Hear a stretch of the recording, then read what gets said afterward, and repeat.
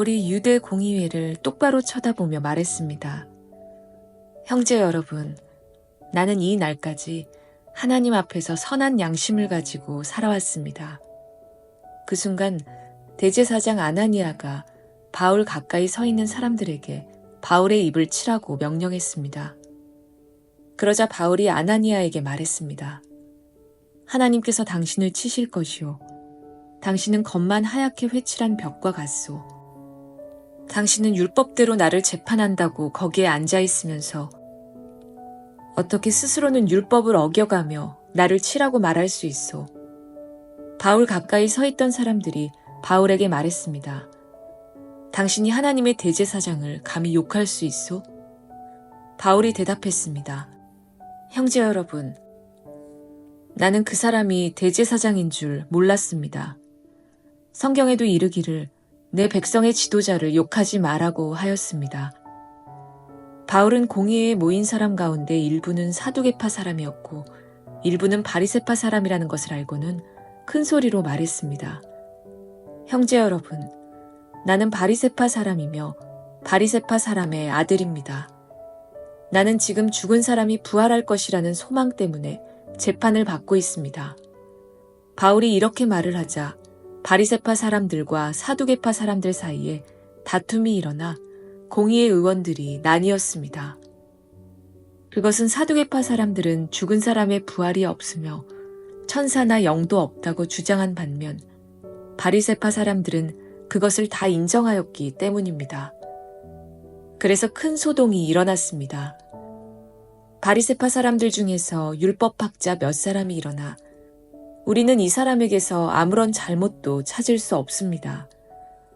어쩌면 천사나 영이 이 사람을 시켜서 말하는 것인지도 모릅니다.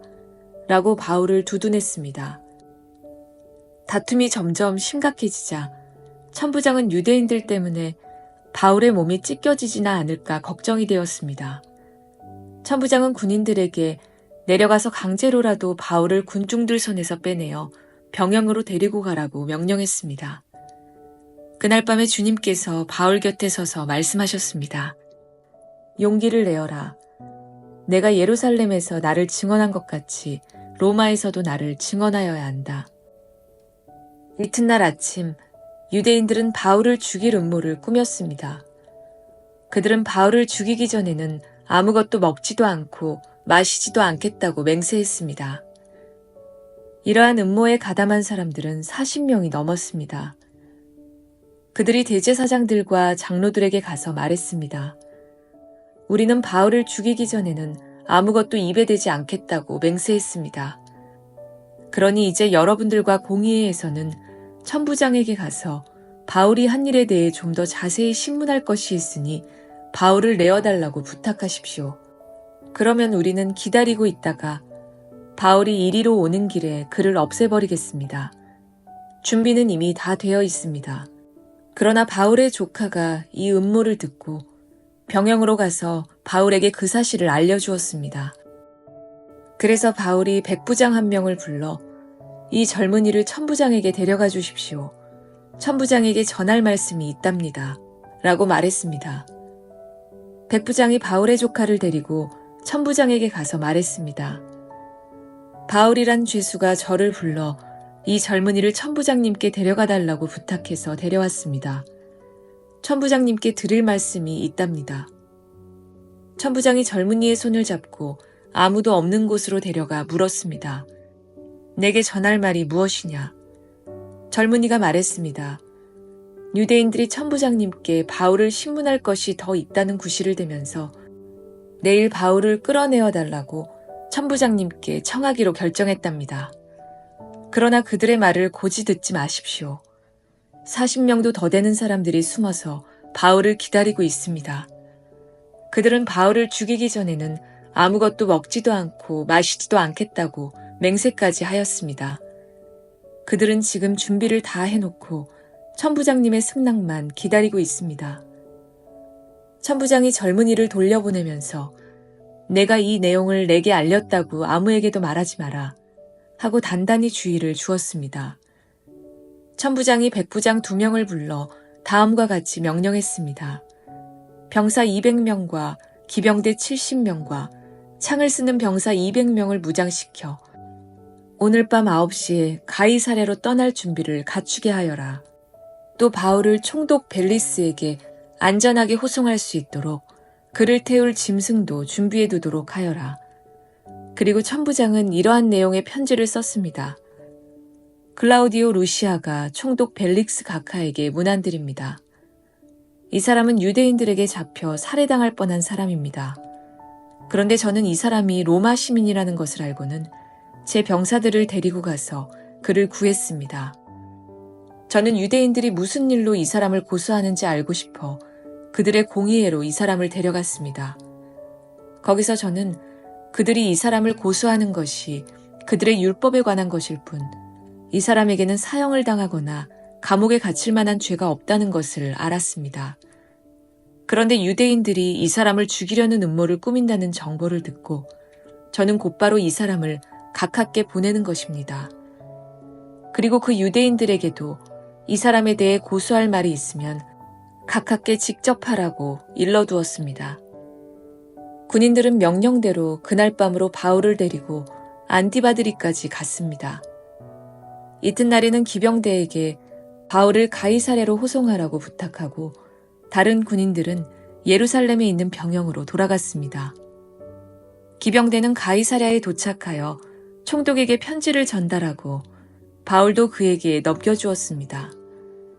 총독은 편지를 읽고 나서 바울에게 어느 지방 사람이냐고 물었습니다. 총독은 바울이 길리기아 사람이라는 것을 알고는 바울에게 이렇게 말했습니다. 그대를 고소하는 사람들이 도착하면 그때 그대의 말을 들어보겠소.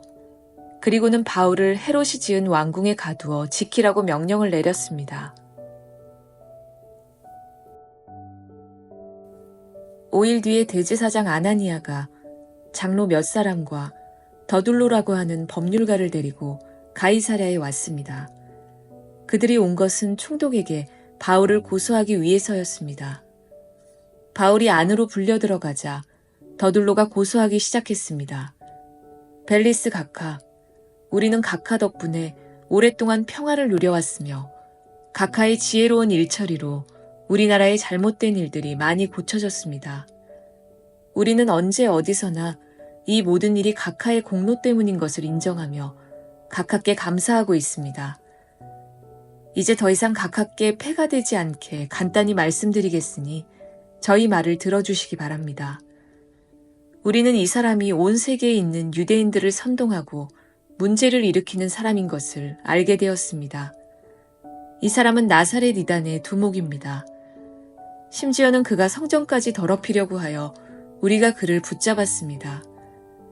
총독 각하께서 이 사람을 직접 신문해 보시면 우리가 그를 고소하는 이유를 아실 수 있을 것입니다. 다른 유대인들도 가세하면서 그의 말이 모두 사실이라고 주장했습니다.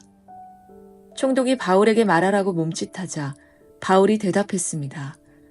각하께서 수년 동안 이 민족의 재판장이 되신 것을 제가 알고 있습니다. 그래서 저와 관련된 일을 각하께 변명하게 된 것을 기쁘게 생각합니다. 제가 예루살렘에 예배드리러 올라간 것은 12일밖에 되지 않습니다. 이것은 각하께서 조사해 보시면 금방 아실 수 있을 것입니다. 그리고 저를 고소하는 사람들은 제가 성전뜰에서 누구와 논쟁한 것이나 회당에서나 도시 안에서나 사람들을 선동한 것을 본 적이 없습니다. 그리고 이들이 지금 저를 고소하고 있지만 총독 각하께 그 내용에 대한 증거는 제시하지 못하고 있습니다. 그러나 저는 각하께 이 사실을 고백합니다. 저는 유대인들이 소위 이단이라고 말하는 예수의 도를 따르는 사람으로서 우리 조상의 하나님을 섬기며 모세의 율법과 예언자들의 책에 적힌 것도 다 믿는다는 사실입니다. 저는 이 사람들이 간직하고 있는 것과 똑같이 하나님께 대한 소망을 가지고 있습니다. 그것은 의로운 사람이든 불의한 사람이든 모든 사람이 다시 부활하리라는 소망입니다. 그래서 저는 언제나 하나님과 사람들 앞에서 저의 깨끗한 양심을 간직하려고 힘쓰고 있습니다. 저는 여러 해 동안 예루살렘을 떠나 있다가 저희 민족에게 구제금을 전하고 하나님께 예물을 바치려고 예루살렘에 다시 돌아왔습니다. 그들이 저를 본 것은 제가 성전뜰에서 정결 예식을 행하고 있을 때였습니다. 저는 소동을 일으키지도 않았고 제 주위에 군중들이 모여있지도 않았습니다. 그 자리에는 아시아에서 온 유대인들이 있었는데 저를 고소할 일이 있었다면 그들이 직접 각하 앞에 와서 저를 고소했을 것입니다. 그렇지 않으면 제가 예루살렘에서 유대인의 공의회 앞에 섰을 때에 이들이 제게서 무슨 잘못을 찾아냈는지 여기 서 있는 이 사람들에게 말해보라고 하십시오. 제가 그들 앞에 섰을 때 한 말은 오직 하나, 곧 오늘 제가 여러분 앞에서 재판받는 것은 죽은 사람의 부활에 관한 것 때문이다 라고 외친 것뿐입니다. 당시에 벨릭스는 이미 예수의 도에 관한 것을 자세히 알고 있었으므로 천부장 루시아가 오면 여러분들이 제기한 고소 문제를 처리하겠소 라고 말하고서 재판을 연기하였습니다. 벨릭스는 백부장에게 명령하여 바울을 잘 지키되 어느 정도 자유를 주고 친지들이 그를 돌보아주는 것을 막지 말라고 말했습니다. 며칠 뒤에 벨릭스는 유대인인 자기 아내 드르실라와 함께 와서 바울을 불러내어 그리스도 예수를 믿는 것에 관한 가르침을 들었습니다. 그러나 바울이 정의와 절제하는 일과 장차 임할 심판에 대해 이야기하자 벨릭스는 두려워하며 지금은 그만하고 가시오. 시간이 나면 다시 그대를 부르겠소. 라고 말했습니다. 그러면서도 벨릭스는 바울에게서 돈을 받을 수 있지는 않을까 하는 기대감에 바울을 자주 불러내어 함께 이야기를 나누었습니다. 두 해가 지난 후에 보르기오 베스토가 벨릭스의 후임으로 총독이 되었습니다. 그런데 벨릭스는 유대인들에게 환심을 사려고 바울을 그대로 감옥에 가두어 두었습니다. 베스토는 총독으로 부임한 지 3일 뒤에 가이사랴를 떠나 예루살렘으로 올라갔습니다. 대제사장들과 유대인 지도자들이 베스토 앞에 나타나 그에게 바울을 고소했습니다. 그들은 베스토에게 환심을 사가며 바울을 다시 예루살렘으로 보내달라고 간청했습니다. 그들은 길에 사람들을 매복시켰다가 바울을 죽일 계획이었습니다. 그러나 베스토는 바울은 가이사랴에 갇혀 있고 자신도 곧 그리로 돌아갈 것이므로 그 사람이 정말로 잘못된 행동을 했다면 여러분들 중에서 몇 사람이 나와 함께 가이사랴로 가서 그곳에서 그를 고발하시오 라고 대답했습니다. 베스토가 예루살렘에 8일인가 10일인가를 더 머물다가 가이사랴로 돌아갔습니다. 이튿날 그는 재판석에 앉아서 바울을 데려오라고 명령했습니다. 바울이 나타나자 예루살렘에서 온 유대인들이 그를 애워싸고 여러 가지 무거운 죄목을 대며 바울을 고발하기 시작했습니다. 그러나 그 죄를 입증할 만한 증거는 아무도 제시하지 못했습니다. 바울은 이렇게 자신을 변명했습니다. 나는 유대인의 율법이나 성전이나 로마 황제를 거스르는 죄를 지은 적이 없었습니다. 그러나 베스도가 유대인의 환심을 사려고 바울에게 물었습니다. 그대는 예루살렘으로 올라가서 이 여러 가지 고소 문제에 대해 내 앞에서 재판받기를 원하는가? 바울이 말했습니다. 나는 지금 황제의 법정에 서 있습니다. 나는 이곳에서 재판을 받아야 합니다. 각하께서도 잘 아시듯 나는 유대인들에게 어떤 죄도 짓지 않았습니다. 혹 내게 잘못한 일이 있어 법에 따라 사형을 당해야 한다면 죽음을 피할 생각은 없습니다. 그러나 이들이 고발한 내용이 사실이 아니라면 어느 누구도 나를 이들에게 넘겨줄 수 없습니다. 나는 로마 황제에게 상소하겠습니다. 베스도는 이 문제를 두고 배심원들과 상의한 뒤에 그대가 황제에게 상소했으니 황제에게 가게 될 것이오 라고 선포했습니다. 며칠이 지난 뒤 유대의 아그리빠 왕과 베니게가 베스도에게 환영 인사를 하기 위해 가이사랴로 왔습니다. 그들이 가이사랴에서 여러 날을 머물게 되어 베스도는 아그리빠 왕과 바울 사건을 논의하였습니다. 베스도가 말했습니다. 이곳에 벨릭스가 옥에 가두어둔 사람이 한 사람 있습니다. 내가 예루살렘에 갔더니 대제사장들과 장로들이 그 사람을 고소하면서 그에게 유죄 판결을 내려달라고 요구했습니다. 그러나 나는 어떤 사람이 고소를 당했을 때 그 사람을 고소한 사람과 마주하게 해서 고소한 것에 대해 변명할 기회를 주지 않고 그들에게 넘겨주는 것은 로마의 관습에 어긋난다고 말해주었습니다. 그래서 유대인들이 나를 따라 이곳 가이사랴로 왔습니다. 나는 시간을 끌지 않고 그 이튿날 재판을 소집하고 재판석에 앉아서 그 사람을 불러오게 했습니다. 유대인들이 일어나 그를 고발하며 죄목을 늘어놓았지만 내가 예상했던 것만큼 악한 죄는 없었습니다. 그들이 바울과 논쟁을 한 것은 간단히 말해서 그들의 종교에 관한 것과 예수라는 어떤 죽은 자에 관한 것이었습니다. 바울은 그 자가 살아있다고 주장합니다.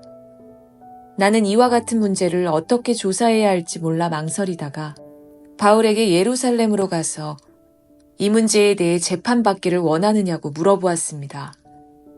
그러나 바울이 황제에게 판결을 받을 때까지 그대로 갇혀 있겠다고 해서 나는 바울을 로마에 계신 황제에게 보낼 때까지 그를 가두어 두라고 명령했습니다. 그러자 아그리빠가 베스도에게 나도 그 사람의 말을 듣고 싶소 라고 말했습니다. 베스도는 내일 그의 말을 들을 수 있게 하겠습니다 라고 대답했습니다. 이튿날 아그리빠와 버니게는 화려한 행렬을 갖추고 군대 지휘관들과 그 도시의 유지들과 함께 재판정에 나타났습니다. 베스도가 명령하자 바울이 끌려 나왔습니다. 그때 베스도가 말했습니다. 아그리빠 왕 전하, 그리고 이 자리에 함께 하신 여러분, 이 사람을 보십시오. 이 사람은 이곳과 예루살렘에 있는 모든 유대인들이 살려두어서는 안 된다고 소리치면서 나에게 고소한 사람입니다. 그러나 내가 판단하기에 그는 죽임을 당할 만한 죄를 범하지 않았습니다. 그런데 그가 황제에게 상소하였으므로 그를 로마로 보내기로 결정했습니다. 하지만 이 사람에 관해서 황제께 써보낼 만한 자료가 내게는 없습니다. 그래서 이 사람을 여러분 앞에, 특별히 아그리빠 왕 앞에 불러낸 것입니다. 나는 여러분이 이 사람을 신문하면 황제께 보고할 자료가 생기지 않을까 기대하고 있습니다. 황제께 죄수를 보내면서 그 죄목이 무엇인지 알리지 않는 것은 사리에 맞지 않는 일이라고 생각합니다.